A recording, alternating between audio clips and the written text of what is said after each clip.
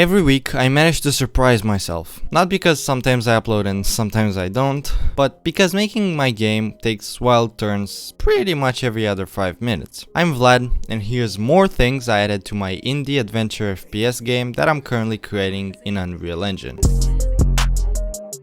First up, a thing that really pissed me off, but in small doses, was the fact that the laser was literally shorter than my hands, and so I needed a solution to make it bigger.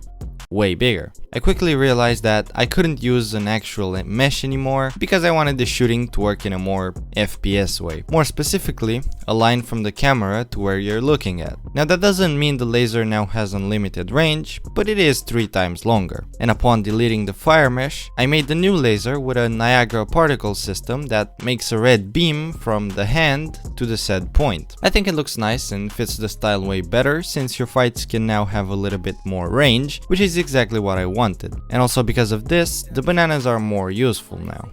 Speaking of lasers, they were nice, but they didn't really have a boom, have a pow. So I knew exactly what had to be done. More shakes. I know they're already a lot, but bear with me on this one. Every time you shoot, the camera now plays a little camera shake, which makes it feel like the laser is powerful and dangerous. And also it's just fun because I was getting bored. I tweaked it a lot to get something I liked, since this is actually harder than it looks. It has to be gentle but also pretty visible, and I think I did a pretty great job. Now the next thing was quite visible until now as well, but at some point I deleted it, and I'm talking about the crosshair. The reason I deleted it before is that because of the old shooting system, the fire could end up not being centered on screen, which is still almost the case, but with a way smaller difference, and to adjust to that difference, the crosshair moves a little bit accordingly, mainly when you're moving at high speeds or shakes are playing. Now, I said in the last video that I took out the fall damage, but I missed something. In the take fall damage function, there was, you guessed it, a camera shake when you jumped and landed somewhere. And since it made the game feel more dynamic and alive, upon noticing this, I brought it back.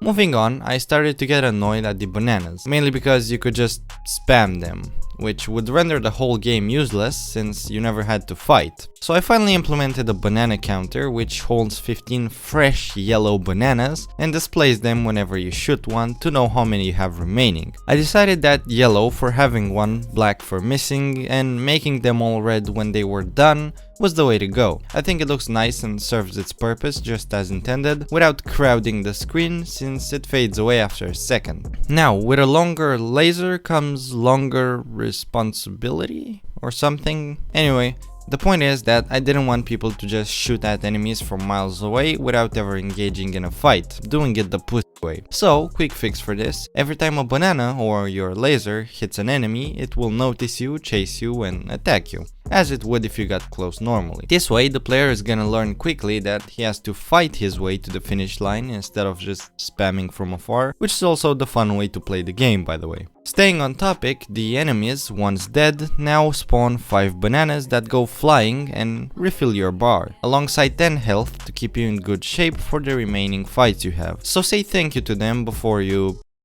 Now, ladies and gents, because I want this game to be bigger than just another project, I have decided to expand and add controller support. It's still in beta right now, meaning I'm dumb and still figuring out which buttons should be which, but you get the idea. It's in a somewhat playable state on a controller, allowing you to lay back and play more casually than with a mouse and keyboard. I have tested this and I can confirm it feels quite nice. I have also added new enemies. Well, a new enemy, but still, it's an entity I envisioned a couple days ago that is made out of rocks, has cool pink glasses, and works well with the environment. I know it's hard, but we'll have to ignore my exquisite animation skills for now. Anyway, Rock Guy is not like the other monsters. It stays in place. Why? Because he doesn't even need to move to be annoying. Whenever you get close to him, he looks at you and hits you with a magic attack that spawns rocks which lock you in place for 3 seconds. And when I say 3 seconds, it's normal time 3 seconds, not slowed. It'll be a huge problem to any player, so I suggest you take him out while you have the chance and other monsters don't take you out. Also, the rocks move lol.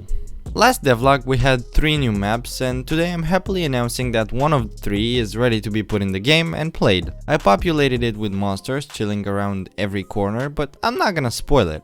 yet. It's nice, takes some time to beat, especially for new players, and also has a boss fight. Yes, boss fight. The boss fight might not be what a lot of you expect, but it's a familiar monster in a more aggressive version. Yeah, let's call it that. I might add some more elements for him to be special, but it's mainly done. I'm proud and also a little scared of it, if I'm being honest. Now, drum roll please. I added the settings tab. Yay. It took quite some time, but it features some nice stuff such as post-processing, nature, and shadows. The difficulty and volume don't yet work, but they're here visually, okay? I'm trying. I made the background slightly less blurred so you can see the changes that you're doing, and I also wanted the difficulty to only be changeable from the main menu, so I'll work on that. I also made some sounds with my mouth and my microphone that somehow ended up over the UI buttons. I think it's funny.